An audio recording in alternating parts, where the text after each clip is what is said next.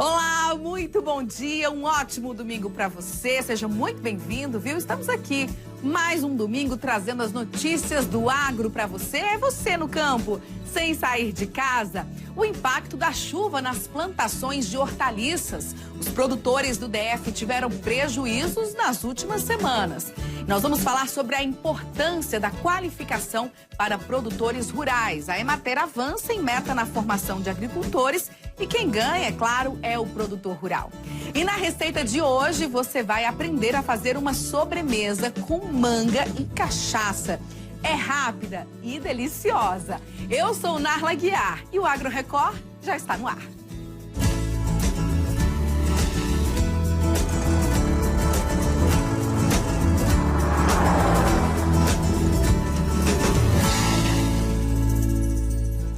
As chuvas fortes que caíram no DF nos últimos dias causaram transtornos para todo mundo, né? E para quem depende do campo e da colheita, olha, foram sinônimo de prejuízo. A chuva chegou forte no Distrito Federal. Nas 2 últimas semanas, na região do Riacho Fundo, choveu granizo em grande quantidade. Parecia neve. Susto para os moradores da região. Se na área residencial a chuva assusta, na área rural, muitas vezes é sinônimo de prejuízo. A tempestade passou pela plantação do senhor Maurício, que fica no núcleo rural em Planaltina DF, deixando um rastro de destruição. É um sentimento de impotência, né? Não dá para fazer nada, que a natureza, né? Não é muito comum, né? Eu já estou com 30 anos plantando aqui nesse local e aí foi a primeira vez que aconteceu. Então, com a natureza não tem muito o que fazer. Há 30 anos, o senhor Maurício utiliza essas estufas para plantar pepino, pimentão e tomate. As chuvas dos últimos dias destruíram 10 dos 15 toldos e o resultado é um prejuízo de mais de R$40 mil. São 10 estufas, né? E essa primeira aqui foi a que destruiu os arcos, né? Então, de 15 arcos, 11 ficaram destruídos. A reforma terá que ser feita, mas dessa vez de forma diferente, tentar driblar os estragos das chuvas e tentar manter a produção sem que o prejuízo seja maior. Campo aberto, nesse período da chuva, é muito perigoso, né? Porque o tomate, o pimentão, ele é muito sensível à chuva. Então nós vamos preparar tudo de novo e vamos plantar, vamos cobrir e vamos plantar com ela coberta. Aí vai ter que plantar tudo de novo? Vamos preparar tudo de novo, né? Vamos trocar um pouco da estrutura, trocar todos esses plásticos rasgados, né? Vamos fazer porque pro período da chuva tem que ser cultivo protegido. Mas como diminuir o impacto das chuvas e de que forma elas afetam a produção? A Emater tem algumas dicas para esses produtores. Para essa época, quem quer cultivar na época da chuva, né, é preciso que se tome medidas antecipadas, né? A mais indicada delas é o cultivo protegido, né? Então é o uso de túneis ou de estufas, né, para que você possa fazer uma proteção, uma espécie de guarda-chuva mesmo, para proteger as plantas e você poder ter alguma produtividade nessa época. Pois é, a gente sabe que sempre chove bastante no mês de novembro, né? Mas as chuvas neste mês realmente vieram com muita intensidade, assustando quem mora no campo, quem mora na cidade. A gente vê aí realmente os prejuízos. E agora a gente vai aproveitar e ver como é que fica a previsão do tempo para hoje, de acordo com o Instituto Nacional de Meteorologia. Ainda muitas nuvens, viu? Com pancadas de chuva e trovoadas. A gente vai aqui para o telão para mostrar a temperatura. Esfriou bastante, olha, a mínima hoje registrada foi de 16 graus, máxima de 24 graus e a umidade relativa do ar variando entre 60% e 95%. Ainda estamos num estado aí de alerta, de acordo com o IMET, porque vem muita chuva ainda durante os próximos dias. O Brasil tem 300 tipos diferentes de abelhas, todas sem ferrão. Aquela com ferrão que pica a gente só chegou ao nosso país no século XIX. Aqui do ladinho, em Goiás, criadouros de abelhas sem ferrão estão espalhados por parques de todo o estado. Mas elas podem ser mantidas até no quintal de casa. Você sabia disso? Roda o VT. O projeto é ainda tão pequeno que cabe debaixo de uma árvore num parque ecológico em Santo Antônio de Goiás. A ideia é mostrar para as pessoas as abelhas sem ferrão, que elas possam vivenciar na prática, através dessa interação homem-natureza, essas abelhas, as abelhas nativas sem ferrão, né? E através desse processo, elas possam conhecer mais ainda as abelhas e assim a gente vai estar ajudando na preservação das abelhas, porque elas estão em decadência, né? Estão em declínio. Gisana é casada com o Guilherme. Os dois criaram o Meliponário, nome difícil para resumir um criatório de abelhas sem ferrão. As abelhas com ferrão, elas foram introduzidas no Brasil. Agora, no mundo, a gente tem 550 espécies de abelhas sem ferrão. No Brasil, a gente tem de 250 a 300, porque tem algumas que ainda estão em fase de catalogação. Mandaçaia, tiúba, marmelada, mocinha preta, são algumas dessas 300 abelhas brasileiras sem ferrão. Que são dóceis, todas as abelhas que a gente trouxe para cá foi pensado estrategicamente justamente para mostrar para as pessoas sem ferroá-las. As abelhas nacionais não picam ninguém nem fazem aquela zoeira típica. São bem mais sossegadas, mas produzem menos. As pessoas não conhecem as abelhas, né? A maior parte das pessoas conhece apenas a abelha Europa africanizada, que é aquela abelha que tem um ferrão. Mas, na verdade, as abelhas brasileiras, elas precisam ser preservadas e conhecidas pelas pessoas, porque muitas pessoas estão confundindo com maribondo, estão matando, estão jogando agrotóxico. O mel também é mais claro e tem cheiro e gosto mais suaves. Pode-se dizer que é mais requintado. Vamos experimentar o mel da abelha sem ferrão, no caso aqui de uma mandaçaia. Ele não tem aquela consistência forte do mel de abelha com ferrão, né? Isso. Que chega a ser enjoativo, né? Isso. Ele é mais suave, mais gostoso. Dá para criar a abelha sem ferrão em casa, até porque são menos agressivas. Dá para criar? Dá, mas a gente tem sempre que estar preocupado com o bem-estar delas. Então a gente tem que estar olhando se em volta de onde a gente está criando tem uma vegetação que suporta a criação delas. Porque todos os recursos da colmeia são retirados das árvores. O casal que luta pelo reconhecimento da abelha sem ferrão nem era do ramo. Ele é professor e ela analista de sistemas. Foi por causa de um jardim que a gente tinha em casa de plantas que eram chás medicinais, né? O manjericão lá em casa, ele começou a ficar muito bonito, né? Muito folhoso. E quando veio as floradas dele, a gente começou a ver aquele tanto de inseto e começou a se interessar pelos insetos. E aí, numa visita, assim, esporádica num local, no Meliponário, que tem lá na UFG, a gente se deparou e falou, poxa, o que é isso daqui, essas casinhas, né? Demos um Google, vamos dizer assim, entendemos o que era um meliponário. E aí começou a paixão. As abelhas estão na Terra há milhões de anos. Resistiram até quando os dinossauros desapareceram. Uma colmeia é uma escola de organização e sobrevivência. Que tal aprender com elas? Sem o perigo do ferrão. Bom, desde julho, quem frequenta o Parque da Cidade deve ter percebido alguma coisa ali diferente, né? Lá agora tem uma horta comunitária, viu, gente? Com hortaliças de graça. O projeto é desenvolvido pela administração do parque e a Carolina Rabelo vai contar como é que funciona esse novo projeto. Será que qualquer pessoa pode consumir as hortaliças lá do parque? Vamos ver. Imagina só, sair de casa para correr no parque e voltar com as verduras para o almoço. Isso é possível, viu? Uma iniciativa no Parque da Cidade vem proporcionando essa praticidade para a comunidade. Uma horta comunitária foi criada em julho deste ano no estacionamento 13 do Parque da Cidade e faz a alegria de quem vem caminhar por aqui. A gente não sabia que seria aberta depois ao público, né? Pensei que tivesse outra finalidade, alguma coisa assim, mas achei super bacana a iniciativa. E o que a senhora está levando para casa? Olha, tá aqui, super bonita, e vai ser o almoço de hoje. Achei ótima, eu achei de boa qualidade, uma maravilha. As amigas Marisa e Régia frequentam o parque há uns 20 anos. Elas acompanharam a criação da horta e pela primeira vez estão voltando com várias hortaliças para casa. Essa iniciativa é muito boa e eles cuidam bem, viu? Maravilha. Temos que ter mais iniciativas como essa, né? Muito legal. Já foram realizadas 2 colheitas na primeira horta do parque, uma em setembro e outra em outubro. Várias mudas são plantadas por funcionários da administração e distribuídas de maneira gratuita para a comunidade. E o melhor, é tudo orgânico. São hortaliças, tá?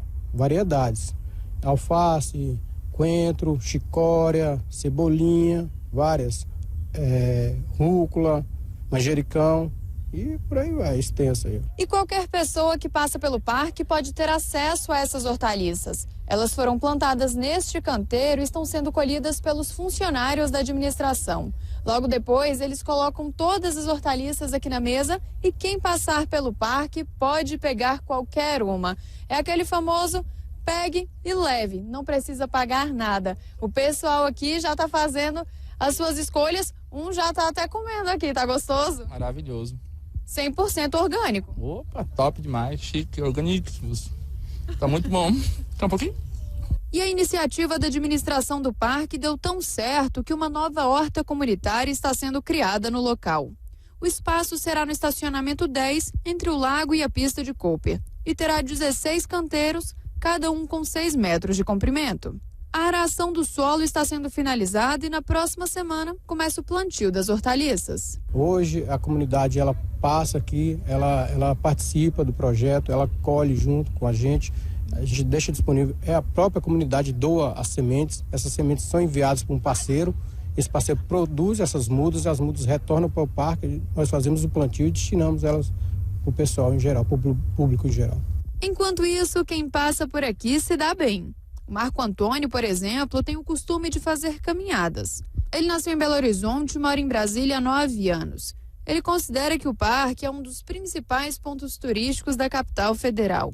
Durante a caminhada, faz uma pausa para um registro. Inclusive, eu tirei algumas fotos, estava mostrando para meus pais que moram em BH, que eles gostam, tem horta em casa, e eu estava mostrando aqui como é que ficou bonita essa horta. E a gente vê que está sendo preservado, que as pessoas estão respeitando, não estão depredando, estão preservando, né, as plantinhas que estão aí crescendo.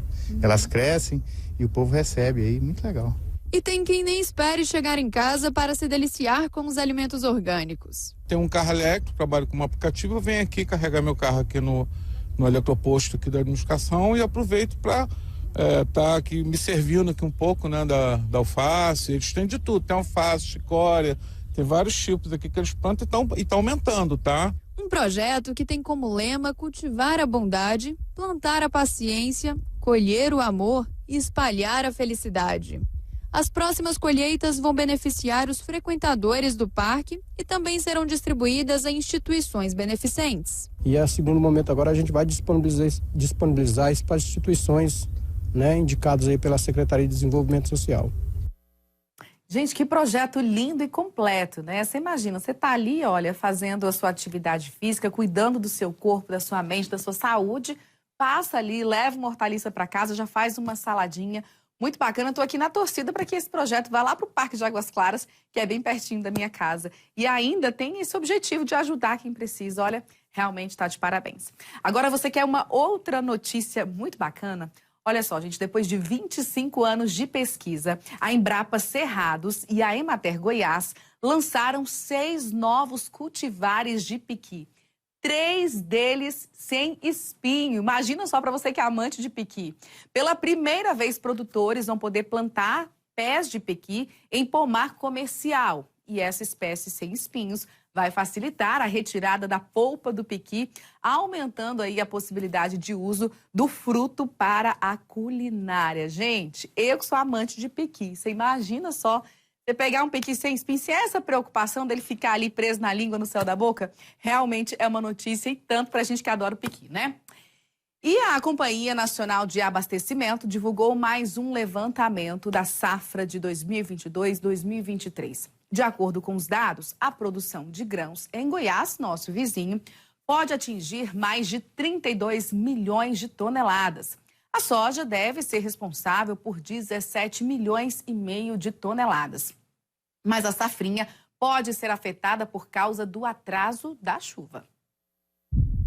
As máquinas estão paradas, carregadas de fertilizantes e sementes de soja em grande parte de Goiás.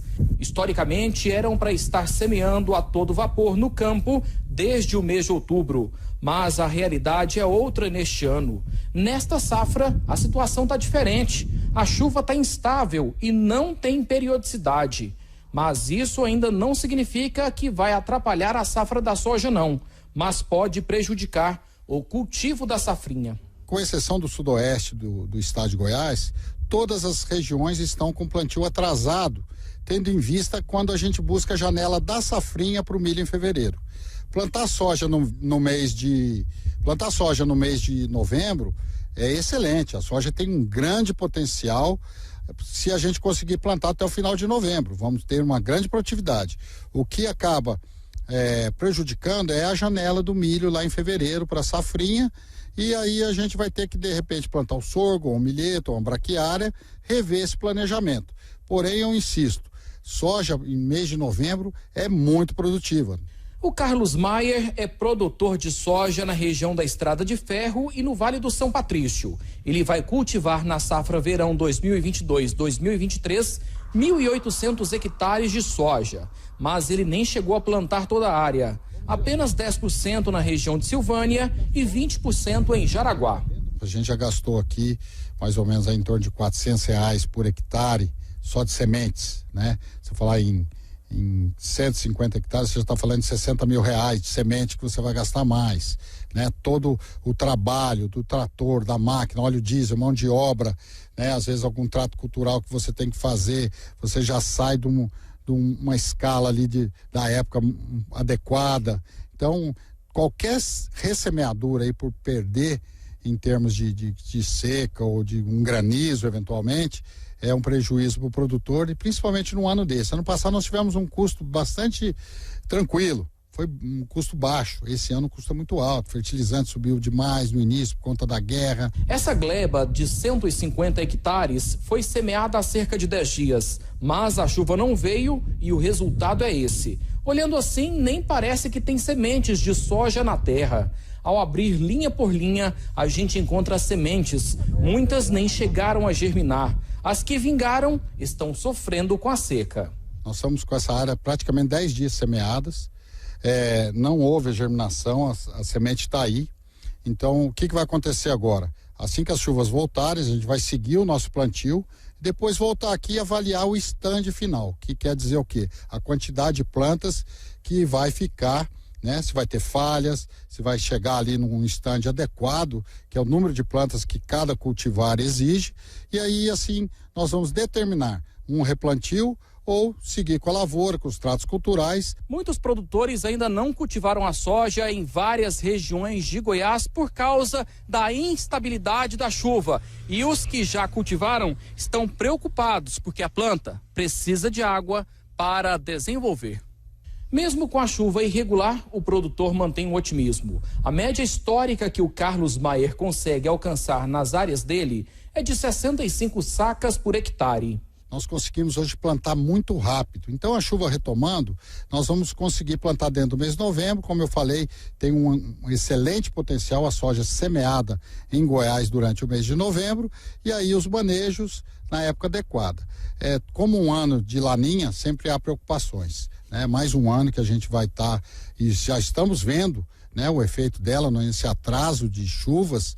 Então, por isso a gente espera que as chuvas retomando, a gente tenha germinação, e um fator fundamental é você ter a quantidade de plantas, Leonardo, adequadas. Se você tem uma variedade de 15 plantas, que você tenha essa germinação de 15 plantas. Se você ficar com 12, devido a uma seca, devido a um problema de germinação, mesmo qualidade de sementes, você já sai perdendo, você já começa errado, não é da forma adequada. Então a gente tem que ter realmente a quantidade de plantas adequada a cada variedade que você optou em semear. De acordo com a Companhia Nacional de Abastecimento, a Conab, considerando todas as culturas de grãos, Goiás deve produzir mais de 32 milhões de toneladas. Só a produção estimada de soja nesta safra de verão é de 17 milhões e 400 mil toneladas. Se a previsão se concretizar, Goiás continuará como o quarto maior produtor do Brasil. A estimativa é que o estado de Goiás plante em torno de 4,6 milhões de hectares e colhe uma produção em torno de 17,4 milhões de toneladas. É um valor mais alto do que o ano passado, principalmente pelo crescimento de produção e o contínuo crescimento de produtividade, que é uma marca da produção goiana. Para a área destinada ao plantio, houve um acréscimo de mais de 3% em relação ao primeiro levantamento da Conab. Uma das explicações é que muitos produtores devem optar pela oleaginosa devido à melhor rentabilidade, quando comparada às outras culturas. Mas o levantamento do IFAG identificou que os custos também aumentaram. Hoje, o custo de produção do nosso sojicultor está em torno de R$ 120, R$ 125 a saca. No ano passado, esse valor não estava nem próximo de 100. Então, hoje a gente teve um acréscimo aí em torno de 20, 30% no seu custo de produção, principalmente pelo aumento dos fertilizantes e defensivos agrícolas. Em todo o país, a projeção da produção de soja é excelente. A safra brasileira de 2022-2023 já está em campo, já temos mais de 50% da área do país já cultivada e, segundo atualizações dessa semana, o Brasil deve ter um incremento de 4,2% em sua área plantada de soja neste ano comercial, nesta safra. O país deve superar a casa de 153 milhões de toneladas produzidas, caso tenhamos o clima favorável daqui em diante. O começo da safra tem sido positivo, temos algumas regiões do país com chuvas abaixo da normalidade, outras com chuvas até acima da normalidade, prejudicando parte dos trabalhos iniciais de campo, mas ainda é muito cedo para a definição das produtividades médias, que devem ocorrer principalmente de dezembro em diante. Você já pegou manga ou amora no pé aqui em Brasília, nas superquadras ou em outras ruas da cidade? Esse já é um costume do brasiliense, viu? Mas por que será que a capital tem tantas árvores frutíferas, hein? É isso que a gente confere agora na reportagem.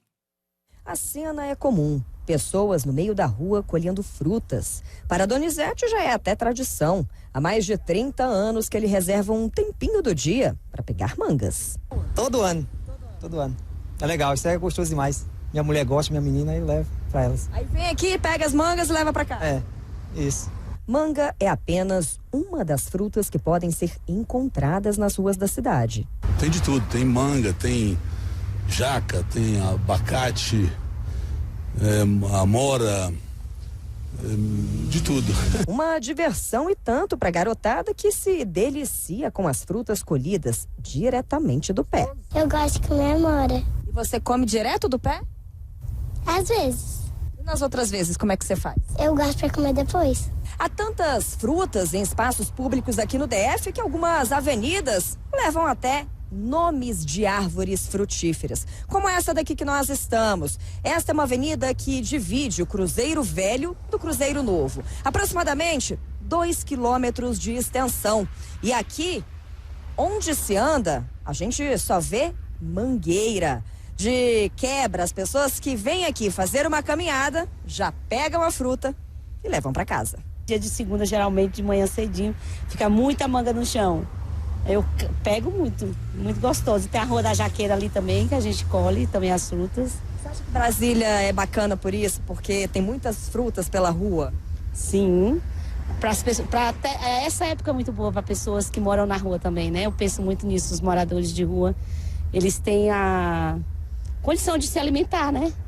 Porque eles colhem fruta, manga, pera, a jaqueira ali tem muito também. Amora, aqui tem muito pé de amora também. Afinal, por que Brasília tem tantas frutas nas ruas? Esta engenheira florestal explica. O próprio planejamento urbanístico de Brasília, com muitas áreas verdes, possibilitou plantar frutíferas pela cidade, o que normalmente não é tão usual na arborização urbana. E com o passar do tempo, a própria população foi se apropriando desses espaços e inserindo algumas frutíferas. Então é muito comum a gente ver nas superquadras, principalmente próximos aos prédios, aquelas frutíferas de pequeno porte, que a gente chama. Amoreira, pitangueira, jabuticaba, os citros, né? Laranjeira, limoeiro. Mas a gente percebe também muito aquelas de porte maior, né? Como abacateira, as exóticas, mangueiras, jaqueiras, entre outras. Apesar de trazer benefícios para a população, é necessário atenção na hora de plantar árvores frutíferas pela cidade. Se ela é uma planta, uma árvore de grande porte como mangueira e abacateiro, a gente só pode plantar em áreas onde ela tem espaço para crescer adequadamente. Porque caso contrário, as raízes podem danificar as calçadas, o asfalto, pode atingir fiação elétrica, tubulação de água, de esgoto. E outro cuidado muito importante, os frutos, quando ficam maduros, eles tendem a cair. E se eles caem na calçada, pode tornar aquele passeio escorregadio e as pessoas podem se acidentar e muitas vezes acidentes até graves. Então tem que ter esse cuidado na hora de fazer o plantio. Tem esses perrengues mesmo, né? Mas no geral, essas árvores frutíferas são maravilhosas. Eu sou fã das jaqueiras, fico louca para chegar a época da jaca para levar para casa, congelar, faço até din-din de jaca, fica uma delícia. As mangas também, o que não pode é desperdiçar. E os pés de amora, a gente tem vários aqui no centro de Brasília, também nas satélites, lá em Águas Claras tem bastante e tem que aproveitar, como fez essa pequena aí. E alguns dos melhores animais da raça Gir Leiteiro do país participaram da 3ª edição da Expo Gir Goiânia. Tem vaca premiada que chega a produzir mais de 60 litros de leite por dia. Para ter uma rentabilidade maior, pecuaristas participaram de um curso para produzir queijos na própria fazenda. A Expo Gir Goiânia atrai alguns dos melhores exemplares da raça Gir Leiteiro do país. A Jerusa é um exemplo disso. A vaca produziu mais de 66 quilos de leite por dia e está avaliada em R$500 mil. É um animal que a gente faz uma alimentação 5 vezes ao dia, 3, 4 banhos no dia, uma cama bem limpinha, água trocada 3 vezes ao dia e muito carinho, né? Muito cuidado, muita atenção com esse animal. Isso tudo que vocês fazem aqui garante então uma produção maior? A gente tem 66 quilos num dia, é muita coisa, né? É muita coisa. Garante um pouco, né? Metade é o bem-estar do animal, a outra metade é a genética, o valor genético do animal, né? Que dá um resultado desse. E nessa volta nossa aqui pelos pavilhões, onde os animais estão expostos, a gente chega bem perto do Hugo. O Hugo é esse animal que está recebendo os cuidados aqui. Como é que tem que ser o tratamento com esse tipo de animal? Tem que ser assim, né? Tem que ser do jeito deles, não pode ser do jeito da gente, não. Guarda um carinho, tem que fazer, né? Não, ele é estranho até a gente que lida com ele. E desse jeito ele fica mansinho? Aí fica mansinho, pode passar para lá e para cá, no pé. Essa é a 3ª edição do evento que acontece em Goiânia, promovida pelo Núcleo Goiano dos Criadores de Gir Leiteiro. Nós estamos aqui trazendo os maiores animais, os melhores animais em termos de genética. E a nossa intenção com relação às exposições é justamente isso. A gente trabalhar o que nós temos de genética, de grandes campeãs do Brasil, mostrar isso para a população, mostrar para os nossos criadores, mostrar isso para Goiás. Goiás é uma excelente bacia leiteira, né? Então a gente precisa estar trabalhando a questão de genética, que isso é fundamental para que a gente possa ter sucesso no nosso negócio. Em tempos de alto custo da produção, para que a pecuária leiteira seja lucrativa, a melhor alternativa é agregar valor ao produto através do beneficiamento. Uma mini fábrica de queijos foi montada para mostrar o passo a passo da produção.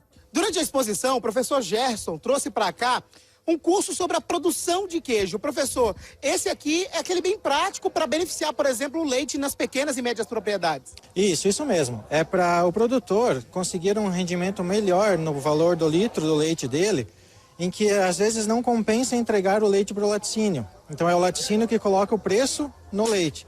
Então aqui ele produz o seu derivado, o seu queijo, o seu iogurte, seu doce de leite, e tem um valor agregado no litro do leite bem maior do que ele vender o leite para o laticínio. Tá, e aqui a gente tem um leite que já recebeu coalho, ele agora está descansando. O processo é bem simples, né? Isso, exatamente. O processo é simples, só adição do coalho, deixa o tempo de fazer a coalhada, o tempo da coagulação, depois o corte da massa e a enformagem. E claro, se tem produção, tem degustação.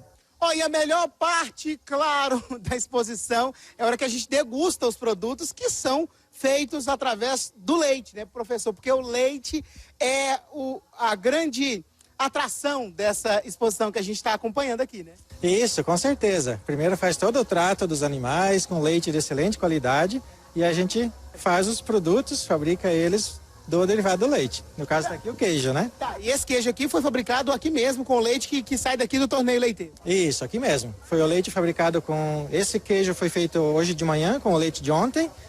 E a gente vai provar o queijo feito hoje. Bora provar. Gente, ele tá na forma ainda, né, professor? Isso mesmo. Vamos desenformar, tirar o...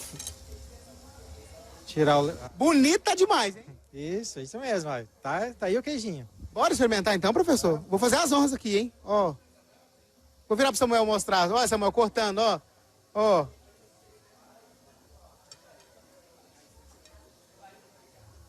Prepara.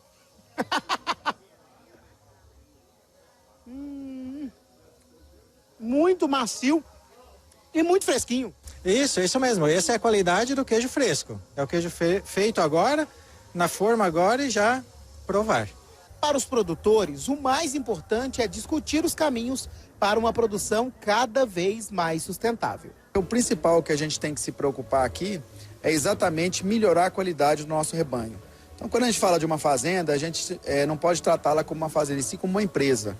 E, logicamente, como tudo numa empresa, a gente precisa diminuir custo e aumentar a sua produtividade. E uma forma de aumentar a produtividade é justamente investimento em genética.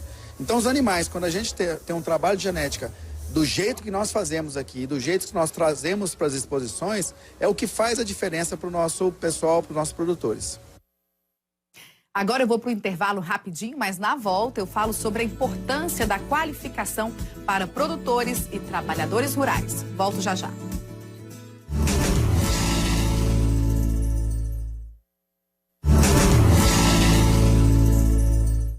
Estamos de volta e aqui no estúdio nós vamos falar sobre a qualificação de 1.800 agricultores pela Emater. São cursos gratuitos que têm levado formação para o pequeno produtor. Aqui no estúdio, então, eu recebo o Antônio Dantas, que é engenheiro agrônomo da Emater. Muito bom dia, Antônio. Bom dia, Nala.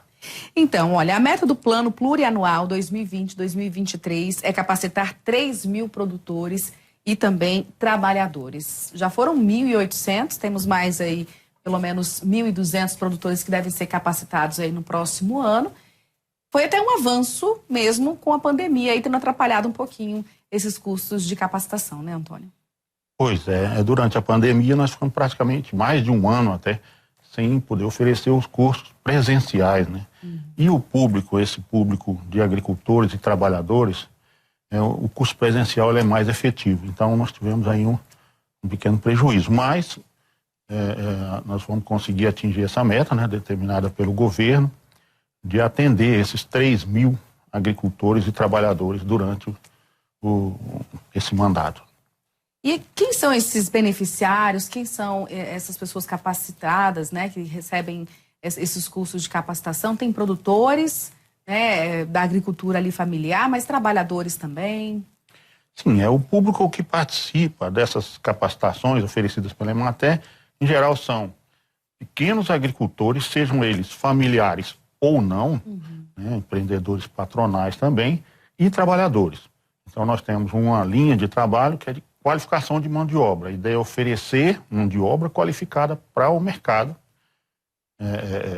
para os empreendedores rurais, e nessa linha a gente atende também os trabalhadores, né? São quantos cursos oferecidos e quais tipos de cursos? Quais áreas? São em torno de 25 cursos, a gente vai mudando os cursos de acordo com a demanda, mas são basicamente na área de agricultura, de pecuária, tá, de processamento de alimentos e agroindústria, e também alguns na área de serviço, como o turismo rural. Tá certo. E a quantidade de vagas? Todos são gratuitos, né? Como são cursos presenciais, né? Então a ideia do nosso curso é que eles sejam práticos, que eles possam também executar. Os cursos têm em torno de 15 a 20 vagas em geral, né? Então, esse é um número que a gente viu lá que é mais adequado para que haja um aprendizado com qualidade, né? 100% gratuito. Os cursos são 100% gratuitos. A Emater está oferecendo, vai oferecer, já começou a oferecer, na verdade, né? Mas ela quer ampliar os cursos online para que a gente possa atender também outros públicos, né? Não só os agricultores familiares, mas todos os cidadãos que tenham interesse naquela atividade. Agora, como é que faz para participar? Bom, Como esses cursos ele tem um foco muito grande nos agricultores do Distrito Federal. Então, se você for um agricultor cadastrado na Emater, você vai receber essas informações dos cursos que são oferecidos. Ou seja, o primeiro passo é entrar em contato com a Emater, já se cadastrar, sim, deixar tudo... Você tem a sua propriedade rural, dentro do Distrito Federal, você pode procurar um escritório da Emater, nós temos 16 escritórios locais, e fazer lá o seu cadastro, né? Então, além dos cursos, você vai ter uma assistência técnica ao seu empreendimento. Mas, quando você é cadastrado, você já recebe essas informações rotineiramente. Para agricultores ou trabalhadores que não têm um cadastro na Emater, normalmente, sempre, né, os nossos cursos são oferecidos por meio do site, né, o emater.df.gov.br, ou nas redes sociais, né, principalmente aí, o Instagram, no @EmaterDF. Vamos falar um pouquinho, então, sobre a importância de se qualificar, né, no agronegócio aqui do Distrito Federal. A gente sabe que muita gente, às vezes, chega na maioridade, quer trabalhar na cidade, vai abandonando um pouco a zona rural, né? Acontece o êxodo rural, a agricultura, ela começa a ficar mais enfraquecida. Qual que é a importância de você qualificar quem está ali no campo para continuar trabalhando ali e fortalecendo cada vez mais a agricultura? Você me lembrou algo interessante aqui, né? Nós precisamos incentivar os jovens rurais a continuar na área rural. Não só pelo fato de continuarem lá, porque na área rural, empreendimentos agropecuários são, né, normalmente bons negócios. É possível viver da área rural com uma boa renda, com uma qualidade de vida bem interessante. E então, se capacitando tem mais chances ainda. Isso, né? com a capacitação obrigatória, porque eu sempre costumo dizer, né? Então, antes a gente criava assim, uma família numerosa, plantando um milho com a vaquinha ali. Hoje não. Você tem que ter gestão, você tem que ter o conhecimento da tecnologia, ou você vai vamos usar esse termo, falir, como qualquer empreendimento, né? O empreendimento ele tem que ser sustentável e principalmente economicamente. Tá?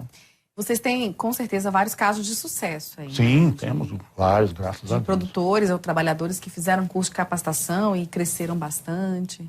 Tem algum que o senhor está lembrando aí? Não, nós temos vários aí, graças a Deus, né? Então, assim, aqui no Distrito Federal a gente tem algumas culturas ou explorações que são características daqui, né? Até porque o Distrito Federal, ele tem uma característica de ter propriedades menores. Então, assim, a gente oferece capacitações visando essas atividades que têm maior potencial aí de renda para os agricultores, né? O foco da renda aí é muito interessante, né? O agricultor, ele pensa muito nisso, na renda, enquanto vai gerar, assim como todos nós, né? Tá certo, Antônio, muito obrigada pelas suas informações, viu? E eu é que agradeço. Obrigada, prazer pra gente. E depois do intervalo, tem uma receita, gente, de manga com cachaça num lugar belíssimo aqui em Brasília. Fica a 30 quilômetros só daqui do centro, viu? Eu volto já já.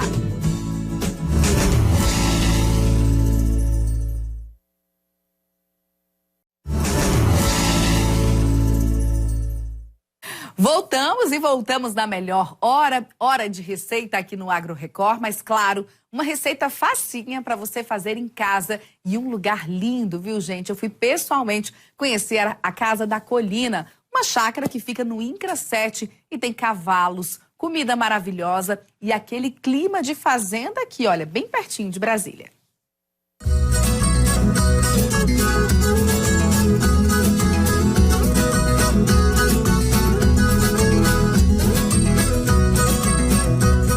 Pessoal, vocês estão vendo que eu tô de botina, né? Se eu tô de botina é porque tem Agro Record. E se tem Agro Record, tem natureza, tem roça, tem receita deliciosa. Eu tô num lugar muito especial que fica a cerca de 35 quilômetros do centro de Brasília, que olha só, tem essa natureza exuberante, cavalos, um almoço delicioso que eu fiquei sabendo e até uma fogueira como essa daqui pra gente esquentar marshmallow. Mas quem vai explicar melhor pra gente é o Alexandre, que é o proprietário aqui da Casa da Colina. Tudo bem, Alexandre? Olá, Nala, seja muito bem-vindo. O pessoal da Record, seja muito bem-vindo. Mal cheguei e estou completamente encantada aqui com o lugar, realmente muito lindo. Me conta como é que surgiu, foi na pandemia, né? A ideia de receber as pessoas aqui surgiu um pouquinho antes da pandemia, quando aqui era só a nossa casa de campo. Na pandemia a gente acabou se mudando para cá e a gente suspendeu por um tempo o projeto e ele veio com tudo, com a necessidade das pessoas saírem de casa e não estarem ainda num lugar mais aglomerado. Então esse projeto apareceu realmente na hora certa, né? E como é que funciona? O pessoal pode vir aqui visitar aos fins de semana, durante a semana? Durante a semana nós temos passeios a cavalo que são agendados e aos domingos a gente recebe as pessoas para almoço. As pessoas chegam meio-dia, vão às 18 horas e passam um dia com a gente, almoçam, ficam debaixo da sombra, vão para a rede, andam a cavalo, tiram o sapato, pisam na grama e você vê as pessoas se tornando pessoas novamente. Isso é uma coisa muito, muito bacana. E o melhor, contemplam essa vista maravilhosa. Ricardinho vai até mostrar para vocês que vista linda, porque aqui realmente é um lugar muito privilegiado, né? Porque a gente sabe que em Brasília tem várias fazendas aqui na região do Distrito Federal e do entorno, mas uma vista como essa aqui é para poucos. É para poucos e ela tem que ser com certeza dividida com outras pessoas, porque as pessoas vêm para cá, elas ficam encantadas. Às vezes chega uma pessoa um pouco mais sisuda, um pouco mais chateada e você vê o desenvolvimento durante o dia, ela ficando feliz, ficando tranquila, relaxando. E o objetivo maior realmente é esse, ver as pessoas saírem daqui melhor do que elas chegaram, com certeza. E aí eu soube que aqui também tem um almoço maravilhoso, como você disse, aos domingos. E você, além de proprietário, é o chefe também. Pois é, eu cozinho há quase 30 anos já e a gente mexe as panelas aqui também. Então a gente brinca com os cavalos, cuida da horta e cozinha também. Esse é um outro pequeno detalhe que a gente tem por aqui. Detalhe importantíssimo, né? E aí já tem uma receita pra gente hoje? Pois é, a gente tá numa época de manga, tem manga caindo de tudo quanto é lugar na cidade. Eu fiz uma receita com manga maravilhosa que eu vou mostrar pra vocês já já. Vamos lá então, gente? Tô doida pra saber, pra conhecer essa receita, pra passar pra vocês fazerem em casa também. E depois vocês me contam aí.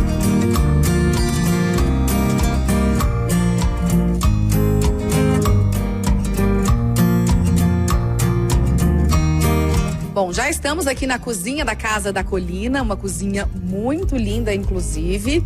E o Alexandre vai fazer uma receita com aquilo que todo mundo tem em casa: manga. Até se não tiver em casa, tem na rua, né? Agora Caindo na cabeça da gente, né? O que mais tem agora é manga, com certeza. Exatamente. O que mais tem agora é manga espalhadas aí, mangas espalhadas pelo Distrito Federal. Conta pra gente o que as pessoas vão precisar para essa receita. Bom, a gente vai fazer a receita em 2 etapas, né? A gente vai fazer um crumble, que é um nome chique, mas é só uma farofinha crocante que a gente vai jogar em cima da manga. Ela pode ser servida com sorvete, sem lactose, sem glúten, sem essas coisas, ou pode ser servida com sorvete também.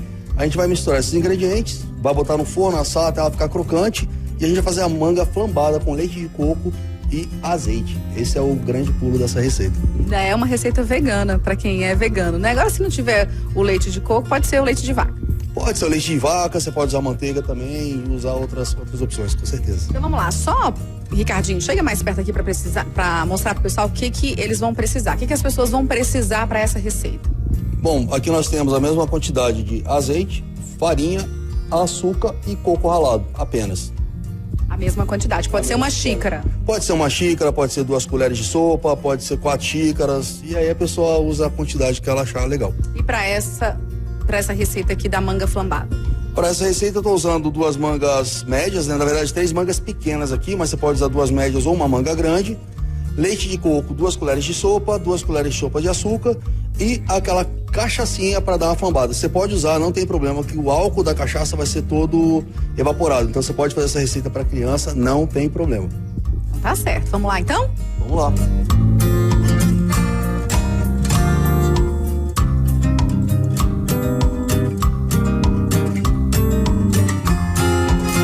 Bom, o que eu fiz aqui? Eu misturei os secos, né? Todos juntos, deixei todos incorporados, depois joguei o azeite e não misturei muito. Vocês podem ver que ficaram uns grumuzinhos, tá vendo?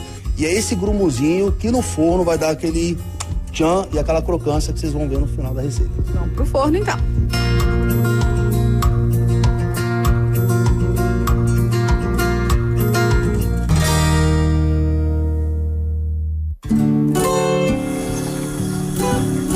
Enquanto enquanto a farofa está no forno, vai ficar 15 minutinhos, né? É, de 10 a 15 minutinhos, até ela ficar dourada, né? Não tem um tempo certo, que cada forno tem um comportamento próprio, né? É esperar ela ficar douradinha. Ficou douradinha, você tira, espera ele esfriar e aí você quebra com a ponta dos dedos. Só isso. Fácil? É muito fácil. E aí você tá cortando a manga agora? Eu cortei a manga agora para ficar mais fácil para as pessoas poderem comer na hora da sobremesa. Depois a gente vai servir com sorvete ou sorbet e a farofinha em cima, acabou. É só isso. Mas vamos fazer ela flambada. Claro, tem que dar aquele tchan, né? Aquele fogo saindo da panela, é o que todo mundo gosta de ver. Em casa tem que ter cuidado. Bastante, por favor, isso aí é importante saber. Vamos lá, então.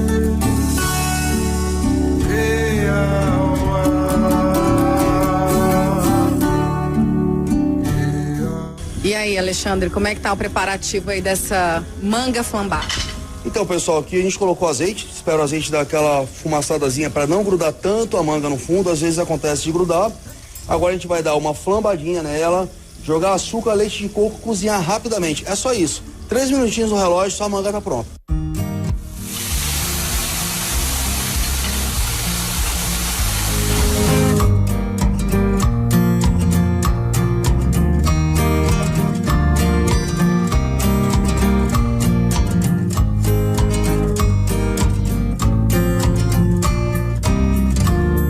Gente, a receita ficou pronta. Quanto tempo demorou? Uns 10 minutos?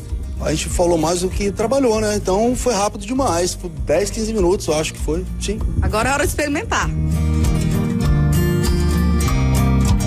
Gente, vocês viram que prato lindo? Foi montado rapidinho. A Ana Paula tá aqui ao meu lado. A Ana Paula que é sócia aqui no projeto. Tudo bem, Ana Paula?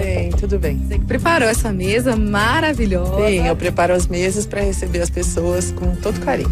Gente, que mesa linda, que vista. E agora vamos experimentar a sobremesa, né? Vamos lá, você já conhece há muito tempo, afinal você que faz. Mas eu agora vou experimentar. A gente veio aqui pra isso, né? Vamos provar sobremesa maravilhosa, espero que vocês gostem. Vamos lá.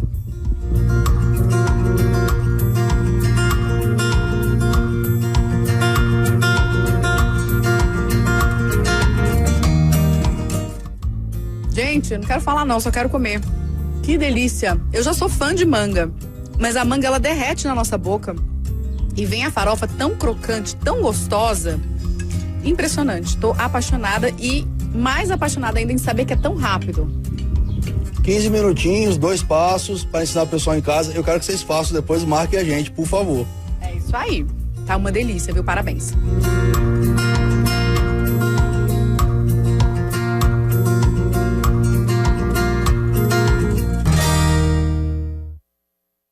Gente, olha, valeu a pena acabar com a dieta ali naquele momento, viu? Porque que receita deliciosa. É muito fácil, viu? Muito fácil de você fazer em casa. Se você perdeu, entra lá no R7DF, que vai estar lá também disponível para você fazer em casa. 10 minutinhos você faz e eu tenho certeza que vai agradar a família inteira. Quero agradecer o Alexandre, a Ana Paula e o pessoal ali da Casa da Colina. Um lugar lindo para você visitar aqui no Distrito Federal. Dá um Google, entra lá no Instagram. Tenho certeza que você vai adorar. O Agro Record vai ficando por aqui. Eu desejo a você um excelente domingo, uma semana muito abençoada e produtiva. No próximo domingo a gente tem um encontro marcado, às 10 da manhã. Beijo, tchau, tchau.